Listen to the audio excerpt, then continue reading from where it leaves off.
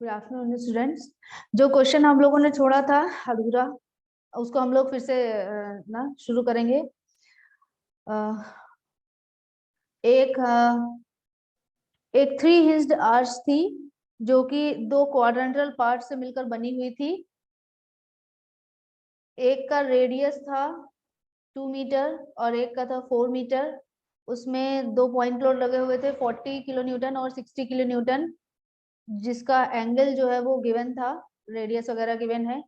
इसमें हमें moment calculate करना था अंडर द लोड, मतलब 40 किलो न्यूटन लोड जहां पर है वहां पर मोमेंट, और 60 किलो न्यूटन लोड जहां पर है वहां पर। ए और बी अलग अलग लेवल पे थे। जब ऐसा है तो फिर एक चीज क्लियर है कि पहले हमें हॉरिजॉन्टल रिएक्शन फाइंड आउट करने पड़ेंगे। तो उसके लिए हमने क्या किया, हमने 4 रिएक्शन बनाए। वर्टिकल फोर्सेस का summation equal to 0, horizontal forces का समेशन इक्वल टू 0, और तीसरा जो इक्वेशन हमें मिला वो 3 हिंज्ड आर्च के एक पार्ट में जो क्राउन पार्ट है उसके अबाउट मोमेंट इक्वल टू 0 करने पर, और दूसरा मिला दूसरे पार्ट में क्राउन के अबाउट मोमेंट इक्वल टू 0 करने पर। इन चारों इक्वेशन में लास्ट के जो 2 इक्वेशन है हमने उससे VA को लिखा H के टर्म्स में, VB को लिखा H के टर्म्स में, और फिर VA plus VB equal to summation of loading, इस फॉर्मूले का यूज करके हमने क्या किया, हॉरिजॉन्टल रिएक्शन फाइंड आउट किया। हॉरिजॉन्टल रिएक्शन फाइंड आउट हो गया तो इसके बाद वर्टिकल रिएक्शन भी दोनों फाइंड आउट हो गया। मतलब हमने VA, VB और H का वैल्यू फाइंड आउट कर लिया, जो कि आपके सामने लिखा हुआ है। अब हमारा जो नेक्स्ट स्टेप है उसमें हमें मोमेंट फाइंड आउट करना है। तो मोमेंट फाइंड आउट करने के लिए बहुत इजी है। अब तो ये फर्क ही नहीं पड़ता कि मतलब दोनों अलग अलग लेवल पे हैं, जो हमारे इंड हैं वो अलग अलग लेवल पे हैं या नहीं है, क्योंकि वो ऑब्वियसली अलग ही फेनोमेना है। तो अभी यहाँ पर हम 40 किलो न्यूटन के नीचे 40 किलो न्यूटन पे जो मोमेंट है उस पॉइंट पे हम मोमेंट कैलकुलेट करना चाहते हैं। तो हमें सिर्फ 2 चीजों की जरूरत है, वो है एक्स और वाई। एक्स और वाई है तो एक्स का वैल्यू क्या हो जाएगा, R minus R cos theta, यानी 2 माइनस 2 कॉस 45 डिग्री। इससे हम क्या करेंगे, कैलकुलेट कर देती हूँ मैं। 2 माइनस 2 कॉस 45 डिग्री, तो x का वैल्यू हो जाएगा, नोट कर देती हूँ मैं यहाँ पर, 40 किलो न्यूटन के लिए हम सॉल्व कर रहे हैं, और इसमें x इक्वल टू हो जाएगा क्या, 0.585786 ऐसे आगे चला जाएगा, तो हम इसे 8 लिख देते हैं। ठीक है, ये x हो गया। और y इक्वल टू क्या हो जाएगा, y इक्वल टू हो जाएगा r साइन 45 डिग्री। तो r का वैल्यू है 2 multiplied by sine 45 degree, value आ जाएगी 1.4142 मीटर। ठीक है, तो x और y का वैल्यू भी हमें मिल गया है। तो अब बस हमें करना क्या है, हमें मोमेंट कैलकुलेट करना है, जो कि बहुत इजी है। और मोमेंट इक्वल टू क्या हो जाएगा, VA मल्टीप्लाइड बाई वाई, नहीं सॉरी, VA, ये यहाँ ये एक्शन है, तो VA मल्टीप्लाइड बाई एक्स, और VA का वैल्यू ये सामने गिवन है। तो ब्रैकेट में 50 minus 50 root 2 multiplied by X 0.5858, ये क्लॉकवाइज हमने पॉजिटिव लिया हुआ है। h की वजह से एंटी क्लॉकवाइज होगा, माइनस का h, और h का वैल्यू है 25, ब्रैकेट में 2 माइनस रूट 2, इसको भी सॉल्व करके आप वैल्यू निकाल सकते हैं। h मल्टीप्लाइड बाई y मतलब मल्टीप्लाइड बाई 1.4142। अब आप इसे सॉल्व करेंगे जो मैंने इक्वेशन बोला, तो वैल्यू आपको मिलेगी 4.4365 किलो न्यूटन मीटर। ये जो आपको मोमेंट मिला है वो इस 40 किलो न्यूटन लोड के नीचे है। ठीक है, अब एक ये भी हमारा एक रिक्वायर्ड आंसर है। नेक्स्ट जो हमारा है 60 किलो न्यूटन लोड जहां पर लग रहा है उस जगह पर हमें मोमेंट का वैल्यू चाहिए। बहुत इजी है, इसके लिए भी हमें एक्स और वाई कैलकुलेट करना है। तो इसके लिए एक्स इक्वल टू क्या हो जाएगा, r minus r cos theta, मतलब 4 माइनस 4 cos 45 डिग्री। सॉल्व करते हैं। 4 माइनस 4 cos 45 डिग्री, आंसर आ जाएगा 1.1716 मीटर। सेम इसी तरह y इक्वल टू क्या हो जाएगा, 4 साइन 45 डिग्री, तो 4 multiplied by sine 45 degree, value हो जाएगी 2.8284 ऐसे कुछ आ रहा है, तो 2.83 मीटर। ठीक है, तो x और y का वैल्यू हमें पता चल गया। अब हमें इसके लिए मोमेंट कैलकुलेट करना है, बहुत इजी है। मोमेंट इक्वल टू क्या हो जाएगा, कोई भी एक साइड पॉजिटिव लीजिए और ध्यान रखिए कि किस साइड को पॉजिटिव लिया है, तो कि अगर आपको क्लॉकवाइज एंटी क्लॉकवाइज बताना पड़े तो आप बता पाए। ठीक है, तो हम क्या कर रहे हैं कि हम ये इस साइड पर हम ये एंटी क्लॉकवाइज को क्या कर रहे हैं, पॉजिटिव ले रहे हैं। तो VB मल्टीप्लाइड बाई x, तो x का वैल्यू ये गिवन है और VB का वैल्यू ये गिवन है, तो ब्रैकेट में 50 plus 5√2 bracket close multiplied by 1.1716, ये एक टर्म हुआ। अभी ये h जो है वो क्लॉकवाइज मोमेंट क्रिएट करेगा, मतलब पॉजिटिव, तो प्लस h का वैल्यू है 25 multiplied by 2 minus √2 multiplied by y, मतलब 2.83। इतना सब कैलकुलेट करने पर आपको वैल्यू मिलेगा 25.4416 किलो न्यूटन मीटर, ये वैल्यू मिलेगी। अब ये जो वैल्यू है वो 60 किलो न्यूटन लोड के नीचे मोमेंट है। तो जितनी चीजें, ये भी हमारा रिक्वायर्ड आंसर और यहाँ से क्वेश्चन खत्म हो जाएगा। जितनी चीजें हमें चाहिए थी वो सभी कुछ हमने कैलकुलेट कर लिया है। यहाँ पर जो हमें आर्क दी गई थी वो एक क्या थी, पैराबोलिक आर्क नहीं, सॉरी क्वाड्रेंटल था, मतलब ना सर्कुलर वाला था, और दोनों एंड जो हैं वो अलग अलग थे। तो जो डिफरेंस है दोनों में, इन सेम लेवल पे और अलग लेवल पे होने का, वो मेरे ख्याल से अब आपको समझ में आ गया होगा। एक चीज यहाँ पर है कि इसमें भी 2-3 कैटेगरी होती हैं, ये इस टाइप के क्वेश्चंस में भी 2-3 कैटेगरी होती हैं। ये जो कैटेगरी थी इसमें आपको देखो, ये अगर आप L1 माने, ये L1 और ये L2, मतलब कि आर्च दो अलग अलग पार्ट से मिलकर बना है, और उन पार्ट्स का लेंथ, हॉरिजॉन्टल लेंथ आपको पता था, मतलब L1 और L2 आपको पता था, L1 plus L2 equal to length, यानी स्पान ऑफ 3 हिंज्ड आर्च। तो L1 और L2 हमें पता था, तो ये वैसा केस था। अब नेक्स्ट केस जो हम लोग देखेंगे उसमें हमें L1 और L2 नहीं पता होगा, बट राइज पता होगा। मतलब ये जो हाफ आर्च है इसका राइज 2 है, और इस हाफ आर्च का राइज जो है वो 4 था। क्योंकि एक क्वाड्रेंटल आर्च से मिलकर, क्वाड्रेंटल पार्ट से मिलकर बना हुआ है, इसलिए हमें इसका हॉरिजॉन्टल में जो हाफ हाफ स्पान है वो भी पता चल गया। लेकिन अगर कोई ऐसा क्वेश्चन दिया जाता है जिसमें हॉरिजॉन्टल, मतलब स्पान तो दिया जाएगा दोनों का, अलग अलग इंड पे होगा, अलग अलग लेवल पे होगा दोनों इंड, और स्पान दोनों आर्चेस का, हाफ हाफ आर्चेस का गिवन होगा, बट हॉरिजॉन्टल डिस्टेंस नहीं गिवन होगी। ऐसा तभी पॉसिबल है जब क्वाड्रेंटल ना हो, पैराबोलिक हो या कुछ और कर्व के साथ बना हुआ हो। ठीक है, तो एक क्वेश्चन अब आप नोट करिए, ये जो नेक्स्ट जो टाइप है ना उसके लिए है।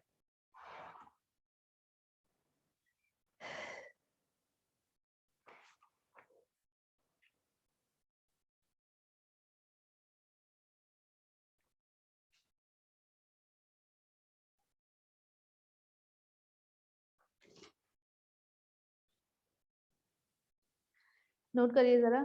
ए three hinged parabolic arch, a three-hinged parabolic arc,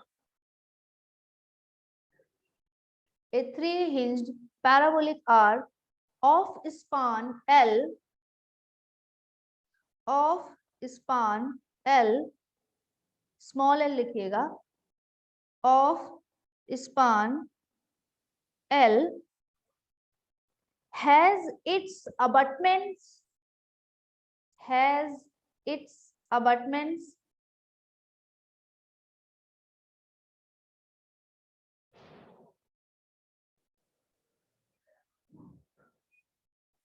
has its abutments at depths h1 and h2 below the crown. At depth h1 and h2 below the crown. Full stop. The arch carries a uniformly distributed load of the arc carries a uniformly distributed load of small w per unit per over the whole span per unit per over the whole span. Full stop. Determine the horizontal thrust. Determine the horizontal thrust at each support. Full stop. आपको horizontal thrust find out करना है और type given है, मतलब 3 hinge arch का type given है और loading given है। तो जरा अब हम पढ़ लेते हैं क्वेश्चन और डायग्राम बना लेते हैं। ए 3 hinged parabolic arch of span L, एक 3 हिंज आर्च है जिसका स्पान जो है वो L, small l given है। 3 hinged arch, parabolic arch of span L has its abutments at depth h1 and h2 from the crown। मतलब level difference है, h1 और h2 अलग अलग है, लेवल डिफरेंस है, तो हमने एक 3 hinged arch बना दी जिसका ये एक इंड जो है वो ये है और एक इंड जो है वो ये है और ये इसका क्राउन पार्ट है और क्राउन पार्ट से दोनों इंड का डेप्थ जो है वो गिवन है। ये डेप्थ जो है वो क्या है, ये गिवन है h1, ये डेप्थ है h1 और दूसरी डेप्थ जो है वो ये है और ये गिवन है क्या है, ये टोटल डेप्थ है h1 और h2 जो है वो गिवन है। ये इंड के नेम दे देते हैं, ये है इंड ए, ये है इंड बी, ये है इंड सी क्राउन पार्ट और डेप्थ जो है वो एल है। ठीक है, और अब हमें फाइंड आउट क्या करना है, स्मॉल डब्ल्यू इंटेंसिटी का लोडिंग पूरा लगा हुआ है, लगा देते हैं, पूरे स्पान में लगा हुआ है, पूरे स्पान में लगा देते हैं, ऐसे लगा देते हैं और ये डीएल ऐसे से पूरा यहाँ तक ऐसे लगा हुआ है। अब हमें फाइंड आउट क्या करना है, ये vertical sorry horizontal reaction find out करना। ठीक है, वर्टिकल रिएक्शन मान लीजिए यहाँ पर VA है और यहाँ पर क्या है VB है, हम नोट कर देते हैं, लिख देते हैं VA और VB। चूंकि कोई हॉरिजॉन्टल फोर्स या इंक्लाइन फोर्स नहीं है इसलिए ये हॉरिजॉन्टल रिएक्शंस बराबर होंगे और वो क्या होगा H और H होगा। ठीक है, हमें H का वैल्यू फाइंड आउट करना है, लास्ट में हमें H का वैल्यू फाइंड आउट करना है। तो एक चीज है कि ये एक पैराबोलिक आर्क है, ठीक है, और चूंकि अगर हम मोमेंट भी लेंगे, सी के अबाउट मोमेंट लेंगे, देखो अलग अलग लेवल पे अलग अलग इंड पे है, दोनों अलग अलग दोनों इंड हैं वो अलग अलग लेवल पे हैं, तो इसलिए पहले हमें क्या करना पड़ेगा, सबसे पहला स्टेप होगा सी के अबाउट मोमेंट इक्वल टू 0। अगर सी के अबाउट मोमेंट इक्वल टू 0 करना है तो मतलब हमें VA इंटू ये डिस्टेंस चाहिए होगी और ये डिस्टेंस अभी हमें नहीं पता है। ये गलती कभी नहीं करना कि L/2 इधर और L/2 इधर कर दे, नहीं, दोनों अलग अलग स्पान को कैरी करेंगे, दोनों का समेशन L के बराबर होगा। ठीक है, तो मान लीजिए कि पहला जो स्पान है वो है L1 और जो दूसरा स्पान है वो है L2 और L1 plus L2 equal to L है। तो L1 और L2 के लिए फॉर्मूला है, वैसे फॉर्मूला नहीं है, ये इसको डेराइव किया जा सकता है लेकिन जरूरत नहीं है। L1 equal to L L1 equal to L root H1, L1 equal to L root H1 divide by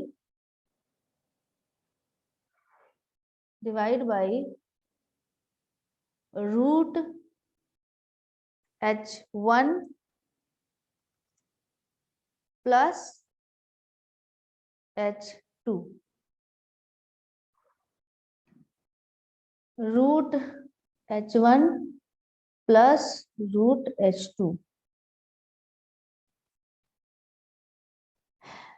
बेटा H2 जो है, एक बच्चे का पूछना है कि H2 क्या है। बेटा H2 जो है वो इंड बी का राइज है, मतलब इंड बी का क्राउन पार्ट से वर्टिकल डिस्टेंस है, ये है H2। देखो यहाँ पर जो केस दिया हुआ है वो ए सी और सी बी दो अलग अलग ना कर्वेचर के साथ बनी हुई आर्चेज हैं जो कि सी पर हिंज्ड हैं। तो चूंकि इसका कर्वेचर अलग है तो इसका राइज होगा अलग। मतलब राइज क्या होता है, इंड का क्राउन से वर्टिकल डिस्टेंस। तो ए का वर्टिकल डिस्टेंस h1 है, वो गिवन है क्वेश्चन में, और बी का राइज h2 है और वो गिवन है। h1 और h2 नोन क्वांटिटी है। va और vb कैलकुलेट करना है, h हमें कैलकुलेट करना है, और स्मॉल w जो है वो गिवन क्वांटिटी है। और ये जो L1 और L2 है ये हमारी नेसेसिटी है कि ये हमें पता हो, तो इसलिए फॉर्मूला हम सीख रहे हैं। और फॉर्मूला देखिए, L1 जो है तो वो है स्पान है, ये AC पार्ट का स्पान है, ये है L1। ठीक है, तो L1 के लिए फॉर्मूला है L root H1 divide by root H1 plus root H2। L है स्पान ऑफ आर्च, मतलब L1 प्लस L2, L वो गिवन है, और H1 इसका A पार्ट का rise divide by A part का राइज का रूट प्लस B पार्ट का राइज का रूट। इसी तरह L2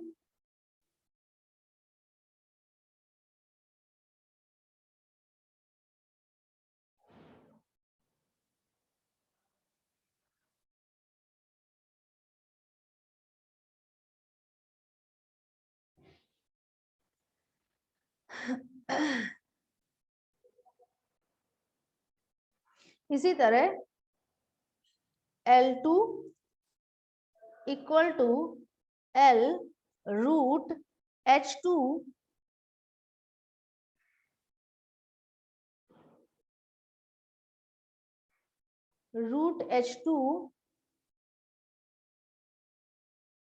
divide by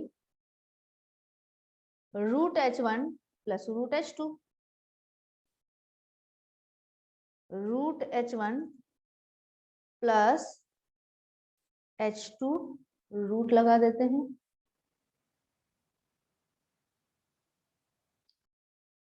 root H1 plus root H2। ठीक है, तो अगर आप देखें तो जो आपके सामने लिखा हुआ है वो क्या है, L1 चाहिए, मतलब अगर हम ये पार्ट ए बोले और ये पार्ट बी बोले, तो पार्ट ए का हॉरिजॉन्टल डिस्टेंस चाहिए, तो पूरा स्पान मल्टीप्लाइड बाई इसका राइज का root divide by rise of part A plus rise of part B का रूट का समेशन। और अगर हमें पार्ट बी का लेंथ चाहिए तो फिर L रूट में H2 आ जाएगा। ठीक है, तो ये एक एज अ फॉर्मूला यूज हो सकता है, इसे याद करना होगा आपको। ठीक है, वैसे ये फॉर्मूला नहीं है, आप चाहें तो इसे डिराइव भी कर सकते हैं, लेकिन जरूरत नहीं है, एज अ फॉर्मूला इसको यूज किया जाता है। ठीक है, अब देखिए, चूंकि हमें L1 और L2 की जरूरत थी, हमें अभी भी प्रोसीजर एकदम पहले की तरह है, कुछ नया नहीं मैंने बताया इसमें, सब कुछ पहले की तरह है। बट हमें प्रॉब्लम कहाँ हो रही थी, क्योंकि हमें VA इंटू L1 करना था, तो हमें L1 का वैल्यू नहीं पता था। अब हमें L1 का वैल्यू पता है, क्योंकि देखिए H1 H2 और L ये तीनों नोन क्वांटिटीज हैं, तो उससे हमें L1 का वैल्यू पता चल जाएगा। तो अब जरा हॉरिजॉन्टल रिएक्शन एट ए और हॉरिजॉन्टल रिएक्शन एट बी जो है वो पता करिए। तो शुरू लिखते हैं, सबसे पहला क्या था, VA plus VB equal to total loading. Total loading क्या है? स्मॉल w इंटेंसिटी का टोटल उसमें है L, मतलब VA plus VB equal to WL। Second है C के अबाउट मूवमेंट। AC पार्ट में C के अबाउट मूवमेंट इक्वल टू 0 करिए, बहुत ज्यादा लिखना पड़ेगा तो मैं अब नहीं लिख रही हूँ, मैं बताते जाऊंगी। VA इंटू L1, तो L1 का वैल्यू है ये, मतलब VA into L1, VA into L1 minus H, capital H into H1, ठीक है। और एक और लोडिंग है माइनस W इंटू L1 का square divide by 2 equal to 0। इस इक्वेशन में हमें क्या करना है? VA इक्वल टू H के टर्म में हमें रिजल्टेंट जो है वो लिखने हैं, और जो हमें मिलेगा वो क्या होगा? VA equal to WL1 divide by 2 plus capital H into H1 by L1, ये हमें VA इक्वल टू मिलेगा। इसी तरह जब हम लोग CB पार्ट के लिए C के अबाउट मूवमेंट इक्वल टू 0 करेंगे तो हमें VB और H में रिलेशन मिलेगा, कैपिटल H में रिलेशन मिलेगा। तो वो क्या होगा? VB equal to WL2 by 2 plus capital H into H2 by L2। आप करके देख लीजिएगा, ठीक है। तो हमें क्या हुआ? हमें चारों इक्वेशन हमारे बन गए हैं। अब हमें क्या करना है? VA plus VB equal to WL में इनको रख देना है। तो VA का जो फॉर्मूला मैंने बोला वो, VB का जो फॉर्मूला बोला वो, दोनों को इक्वेट कर, दोनों को प्लस करके WL के बराबर रखेंगे। तो VA और VB पूरी तरह से हट चुका है, H के टर्म्स में पूरा हो जाएगा, और जो हमें रिजल्ट मिलेगा वो क्या होगा? H equal to WL square divide by 2 bracket में root H1 plus root H2 का होल स्क्वायर, ये हमें मिलेगा। इसको मैं लिख देती हूँ, अदरवाइज आप लोग कंफ्यूज हो जाओगे।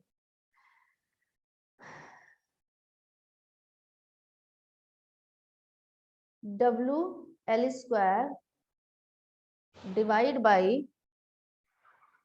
2 रूट H1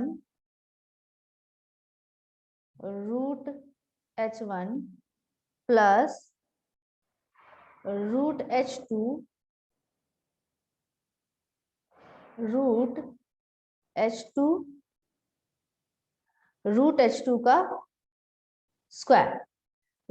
का स्क्वायर, ये हमारा रिक्वायर्ड आंसर है। हमें हॉरिजॉन्टल रिएक्शन फाइंड आउट करना था, बाकी सब कैलकुलेशन था, ठीक है। तो ऐसा मैंने इस क्वेश्चन में कुछ नया नहीं बताया है, सब कैलकुलेशन का पार्ट है। सिर्फ आपको बताया कितना है कि अगर H1 और H2 गिवन है और हमें L1 और L2 जरूरी ही है, L1 L2 हमें चाहिए ही होता है, तो उसके लिए हम जो है ये वाला फॉर्मूला यूज कर सकते हैं, ठीक है। अब एक क्वेश्चन लिखिए जो आप लोगों को सॉल्व करना है। A three-hinged parabolic arc, a three-hinged parabolic arc, a three-hinged parabolic arc of span L,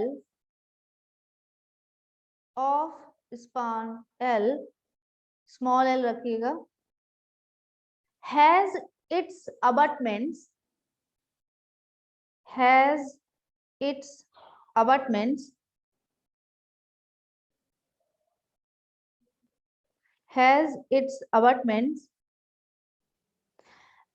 A and B, has its abutments A and B at depths H1 and H2 below the crown C, H1 and H2 below the crown C. The arc carries a concentrated load. The arc carries a concentrated load, capital W, concentrated load, capital W, at the crown. Determine the horizontal thrust.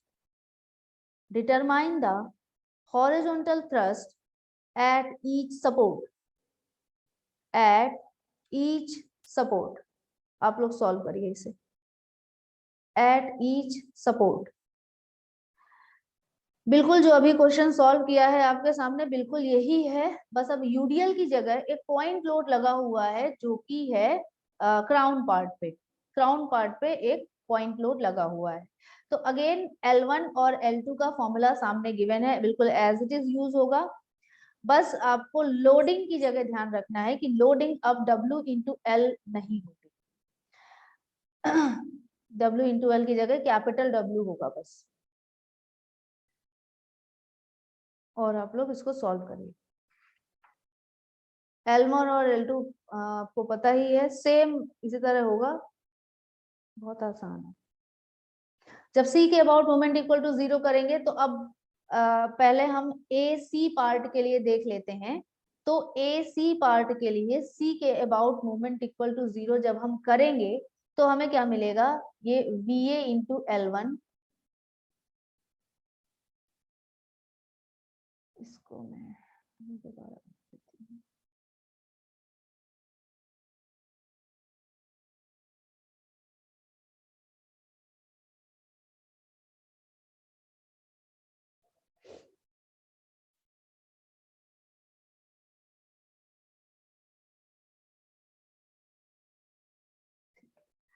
अभी जो हमारे पास जो arch है, जो arc एक हमारे पास है वो भी पहले की तरह ही ऐसे 3 हिंज आर्च है, ऐसे अलग अलग लेवल पे है, अलग अलग लेवल पे है, L1 L2 H1 H2 सब है, पूरी कहानी पहले की तरह है। सिर्फ एक पॉइंट लोड जो है वो यहाँ पर लगा हुआ है और इसका वैल्यू जो है वो है कैपिटल W। और अब हमें फाइंड आउट करना है।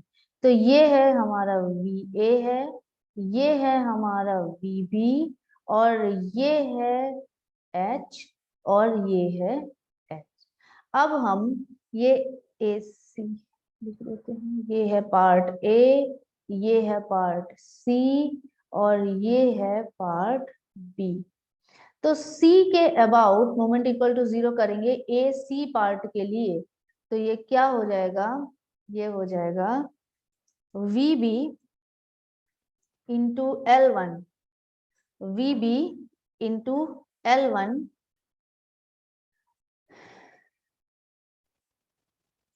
Minus capital H into H1 equal to, अभी कुछ लोडिंग ही नहीं है तो इक्वल टू हो जाएगा क्या, 0। और हमें यहां से क्या मिलेगा, हमें यहां से मिलेगा VB equal to capital H into H1 divide by L1। ये हमें VB इक्वल टू मिल गया, ये एक इक्वेशन। अब हम BC पार्ट में C के अबाउट मोमेंट इक्वल टू 0 करेंगे, सॉरी यहाँ पर VB की जगह VA होना चाहिए। यहाँ पे होगा क्या, ये VA equal to H1 divide by L1, इसको फिर से लिख देते हैं, VA होगा ये, VA multiplied by L1 equal to capital H into H1। तो VA equal to capital H into H1 divide by L1, ये हो गया हमारा VA इक्वल टू। नेक्स्ट हम CB पार्ट में C के अबाउट मोमेंट इक्वल टू 0 लेंगे तो हमें यही चीज BP के लिए मिलेगी, और वो हो जाएगी क्या, VB into L2 equal to capital H into H2, यानी VB equal to capital H into L2 divide by capital H into H2 divide by L2। VA और VB का इक्वेशन, VA और VB का वैल्यू H के terms में हमें मिल गया है। Next step, VA plus VB equal to vertical loading यानी कैपिटल W तो VA और VB का वैल्यू रख देंगे, तो यानी हो जाएगा H into H1 divide by L1 plus H into H2 divide by L2 equal to capital W। तो इसके लिए हम क्या करेंगे, H को कॉमन ले लेंगे, H को कॉमन ले लिया और ब्रैकेट में हो जाएगा क्या, ब्रैकेट में हो जाएगा H1 by L1 plus H2 by L2 equal to W। तो